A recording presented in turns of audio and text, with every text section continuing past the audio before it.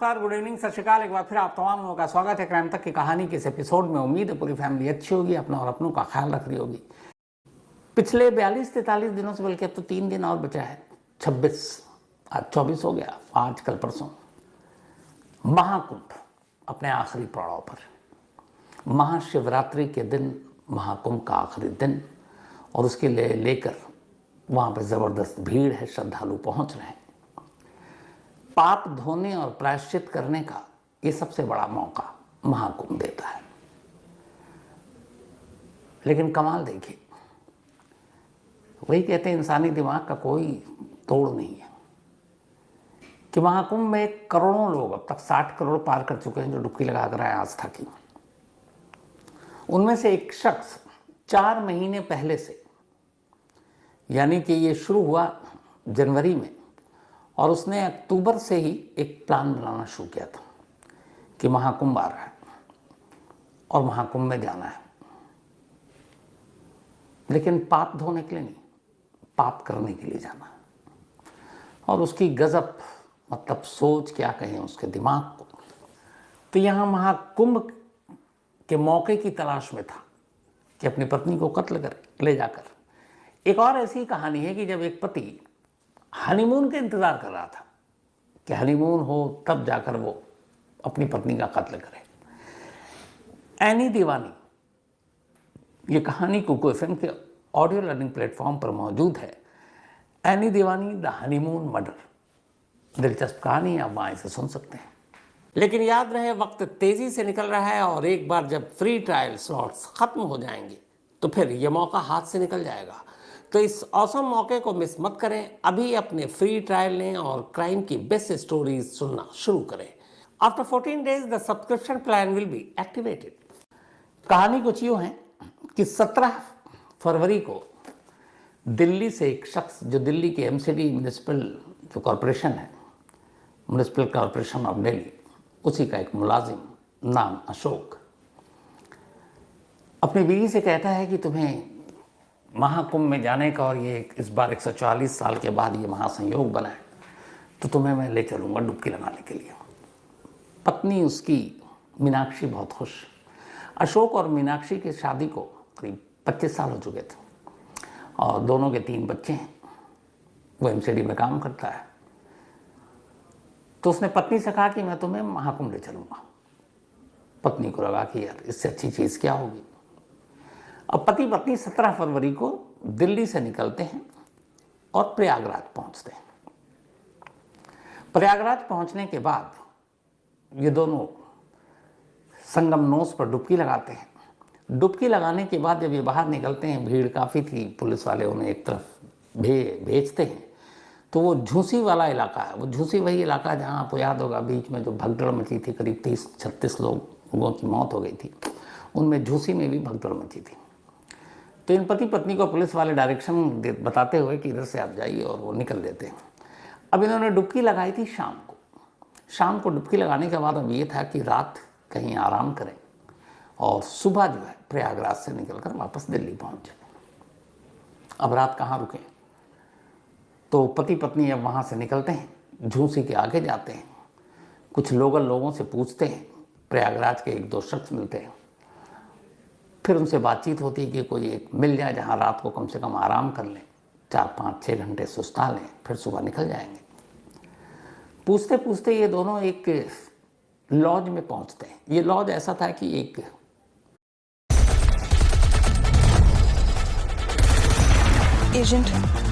घर था, जिस घर को ख़ासतौर पर बहुत सारे लोगों ने प्रयागराज में इस दौरान इसी महाकुंभ को देखते हुए अपने अपने घरों को कमरे किराए पर देने शुरू कर दिए, क्योंकि इतने करोड़ों की भीड़, आपका होटल या सरकारी इंतज़ाम नाकाफ़ी हो जाते और पैसे कमाने के मौके भी थे। तो एक साहब जिनका अपना मकान था, उन्होंने उस मकान के सारे कमरे लॉज पर लगा दिए इन्हीं श्रद्धालुओं के लिए। तो अशोक और मीनाक्षी ढूंढते जा रहे हैं और ढूंढते ढूंढते आखिरकार वो एक जगह पहुंचते हैं। अब अशोक इससे पहले भी 1-2 जगह गया लॉज में, लेकिन वहाँ उससे पूछा गया कि भाई ठीक है आप ले लो, लेकिन आईडी, तो आईडी प्रूफ नहीं। तो उसने कहा ना मेरा है, ये मेरी हम पति पत्नी है, लेकिन आईडी प्रूफ नहीं। उन्होंने मना कर दिया। अब वहाँ के एक लोकल बंदे को इसने पकड़ा अशोक ने और कहा कि मुझे ऐसी जगह ले चलो जहाँ आईडी प्रूफ ना देना पड़े, क्योंकि हमारे पास है नहीं, हम भूल गए। वो भी लोकल था, उसने कहा कि यहाँ सामने एक लॉज है, तुम चले जाओ। वो वहाँ पहुँचा तो उन्होंने कहा एक कमरा खाली है रात भर के लिए। दोनों ने पति पत्नी आई कार्ड आईडी वाईडी कुछ देखा नहीं, ना कोई फ़ोन नंबर लिया, क्योंकि वहाँ इसी तरह श्रद्धालु आते 4-6 घंटे रुकते फिर चले जाते, पीक सीजन चल रहा उनके लिए। तो वो दोनों को कमरा दे देता है और ये बात है 18 फरवरी की रात की। अब दोनों कमरे में जाते हैं, रात के करीब 9 बज चुके थे। इसके बाद सुबह सुबह अशोक उस लॉज से बाहर निकलता है। बाहर निकलने के बाद चला जाता है, वापस नहीं आता। इधर अब सुबह हो गई, तय वक्त के हिसाब से दोनों पति पत्नी को कमरा खाली करना था, क्योंकि बाकी लोगों को आना था। तो कमरा अभी तक खाली हुआ नहीं, रिसेप्शन में वो पहुँचे नहीं, 500 रुपये पेशगी दे चुके थे। तो उस लॉज का एक मुलाजिम कमरे में जाता है, नॉक करता है, अंदर से कोई आवाज़ नहीं आती, दरवाज़ा खुला हुआ था। वो दोबारा जाता है, दरवाज़ा खोलता है, अंदर दाखिल होता है। जैसे वो बाथरूम में जाता है उसकी चीख निकल पड़ती है। बाथरूम में चारों तरफ खून ही खून और एक महिला की लाश पड़ी हुई है। चीखता हुआ बाहर आता है, बाकी लोगों को बताता है। बाकी लोग जाते हैं, उन्हीं में से कोई पुलिस को फ़ोन करता है। थोड़ी देर में पुलिस पहुंचती है और पुलिस आने के बाद अब उस लाश को देखती है। लाश एक महिला की थी, गला उसका आधे से ज़्यादा कटा हुआ था। पुलिस लाश को कब्जे में लेती है, अस्पताल भेजती है। अब पता करती कि भाई ये कौन है, कब आकर रुकी। तो जो भी रिसेप्शन पे था, एक ये टेम्प्रोरी लॉज घर को जैसे बना रखा था, तो वहाँ कोई ऐसा इंतज़ाम भी नहीं था, ना CCTV कैमरा था। तो पता चला कि कोई रजिस्टर तो मेंटेन ही नहीं है। तो अब नाम कैसे पता चले, कहाँ से आया, ये पता नहीं। कोई आईडी प्रूफ देखा, कुछ जमा किया, फ़ोटोकॉपी। उन्होंने कहा नहीं साहब, हम कहाँ, यहाँ पे तो लोग थके हारे आते हैं, कुछ घंटे गुजारते हैं, हम चले जाते हैं। तो हमने मांगा ही नहीं। अच्छा, पुलिस को भी लोकल पता है, इतने लोग आ रहे हैं कि कहाँ कौन आईडी क्या देखें। तो कुल मिला के कहानी ये कि अब एक महिला की लाश पड़ी है, 2 लोग यहाँ आए, लेकिन जिस लॉज में रुके उस लॉज के किसी भी मुलाजिम को और किसी को भी ये पता ही नहीं कि वो दोनों पति पत्नी थे भी कि नहीं थे। जिस महिला की लाश मिली उस महिला का नाम क्या था, जो उसके साथ आया था वो कौन था, मतलब ज़ीरो, कोई जानकारी नहीं। अब पुलिस लाश को कब्जे में लेती है, अस्पताल भेजती है और मोर्चरी में रख देती है। लाश की तस्वीर ले लेती है। अब चूंकि कुंभ में करोड़ों लोगों की मतलब आना जाना, पुलिस के ऊपर बहुत जिम्मेदारी। अब पुलिस वो लाश को भी और देख के ही था कि ये मर्डर का केस है। पुलिस ने कहा थोड़ा सा ये महाकुंभ खत्म हो तो इसके बाद इस केस को देखते हैं। अब लाश मुर्दा घर में है, आगे कोई तफ्तीश नहीं हो रही है।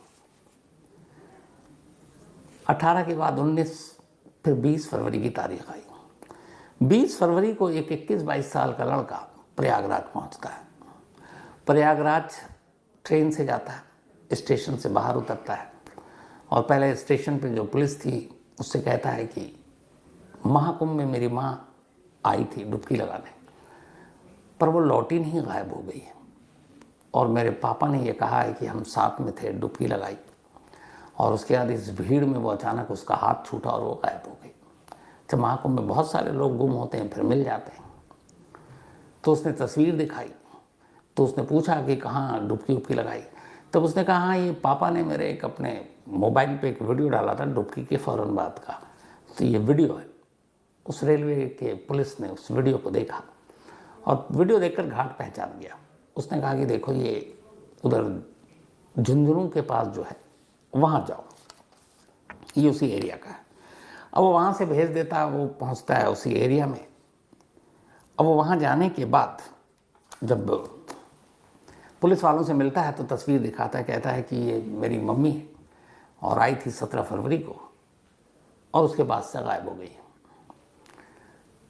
तो वहाँ के जो पुलिस के इंचार्ज थे वो तस्वीर देखते हैं और वो तस्वीर देखते ही उन्हें कुछ याद आता है कि इस तस्वीर में जो महिला है इसको कहीं देखा।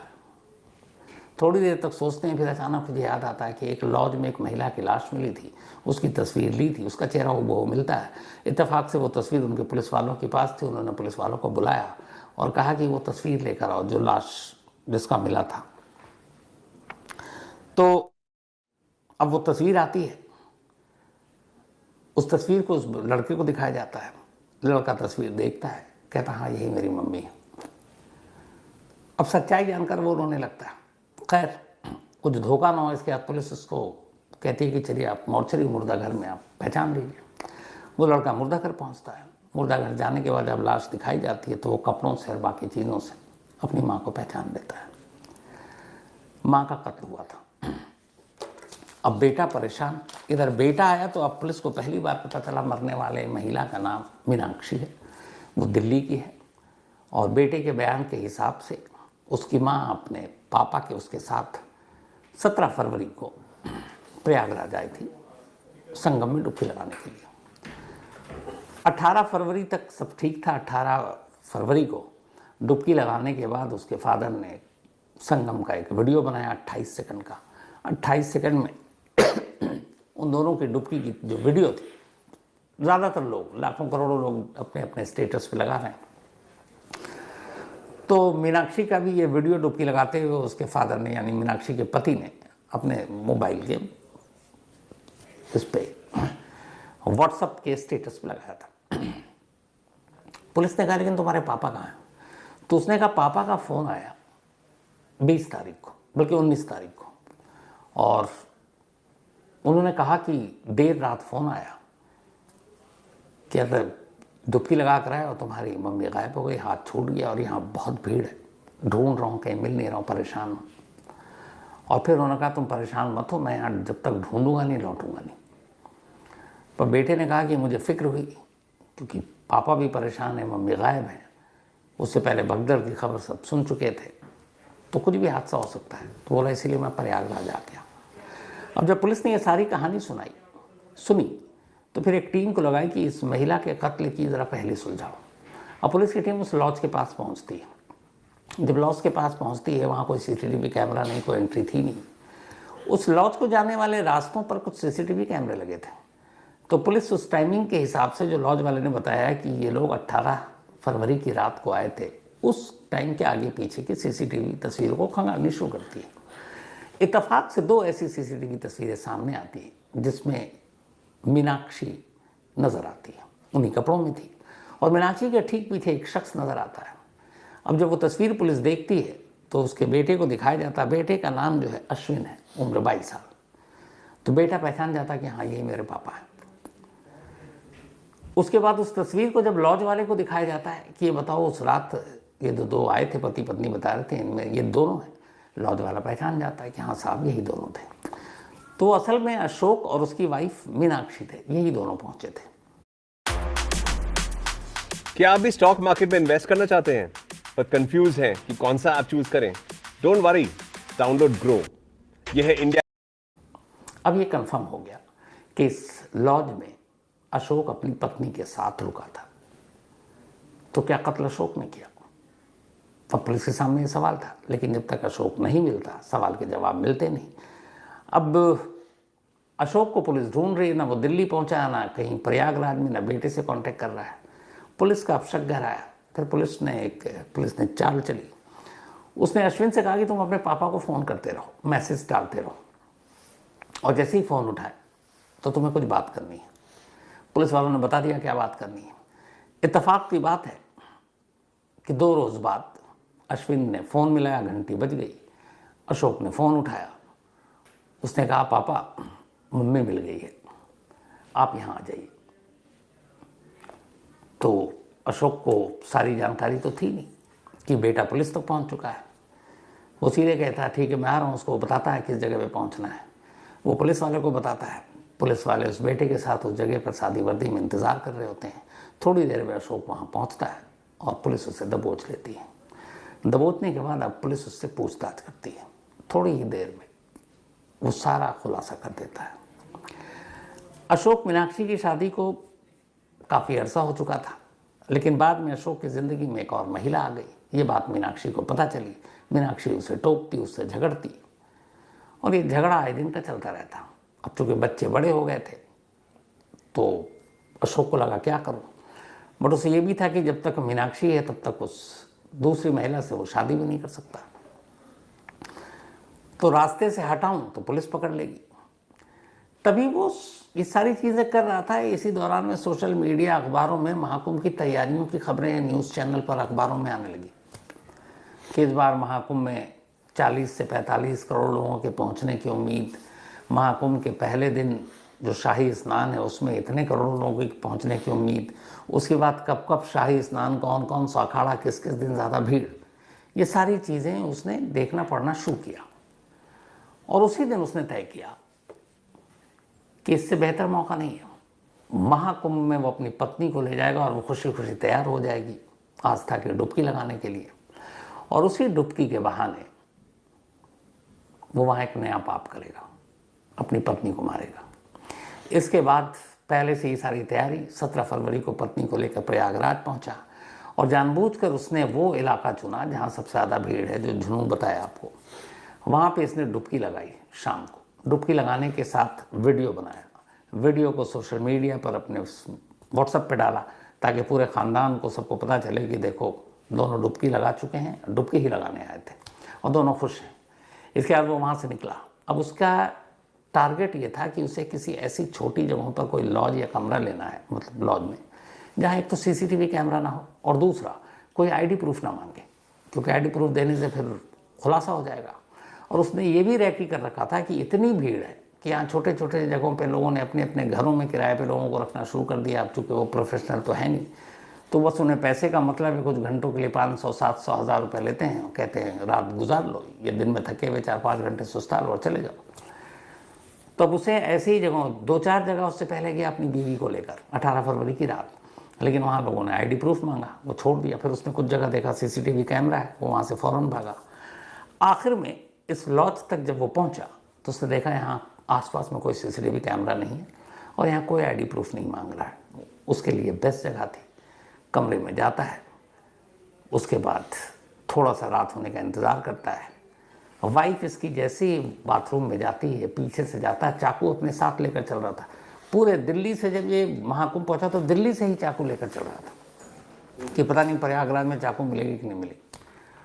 और उस रात मौका मिला, जैसे ही बीवी बाथरूम में गई, पीछे से गया और सीधे गले पर उस चाकू को घुमा दिया।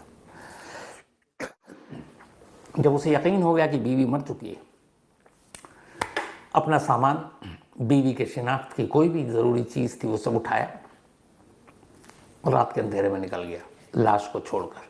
क्योंकि उसे पता था कि उसने शिनाख्त के नाम की कोई चीज़ नहीं छोड़ी है। उसे ये भी पता था कि शायद महाकुंभ की इस भीड़ में कौन इस मर्डर की तफ्तीश करेगा। लेकिन बेटा पहुंच गया प्रयागराज और बेटे ने जब अपनी माँ की तलाश शुरू की तो एक कातिल बाप को पुलिस तक पहुंचा दिया। अब सोचिए, महाकुंभ जैसा मौका, जहाँ लोग 140 साल बाद की बात हो रही है, पाप धुलने, प्रायश्चित करने जा रहे हैं। एक बंदा 4 महीने पहले से सोच रहा है कि महाकुंभ आएगा, मैं बीवी को ले जाऊंगा और उसी महाकुंभ में मारूंगा। उसने शायद ये भी सोचा होगा अगला कुछ आएगा तो फिर डुबकी लगा के ये पाप धो लूँगा। क्या पता उसके मन में ये चल रहा हो। खैर, ये थी आज की कहानी। लेकिन कहानी ख़त्म करूँ उससे पहले वही अपना सिलसिला। आज प्रियांक बिंद, इनका बर्थडे है, तो हैप्पी बर्थडे प्रियांक। और ये प्रदीप कुमार जी की पत्नी है। साथ ही जैनब माहिविश, इनका भी आज बर्थडे है, तो हैप्पी बर्थडे जैनब। और ये साकिबा की सिस्टर है। इसके अलावा कृष्णा वशिष्ठ का भी आज बर्थडे है, तो हैप्पी बर्थडे कृष्णा। और ये करुणा एंड उम्मीद, इन दोनों की बेटियां हैं कृष्णा, बल्कि बेटे हैं।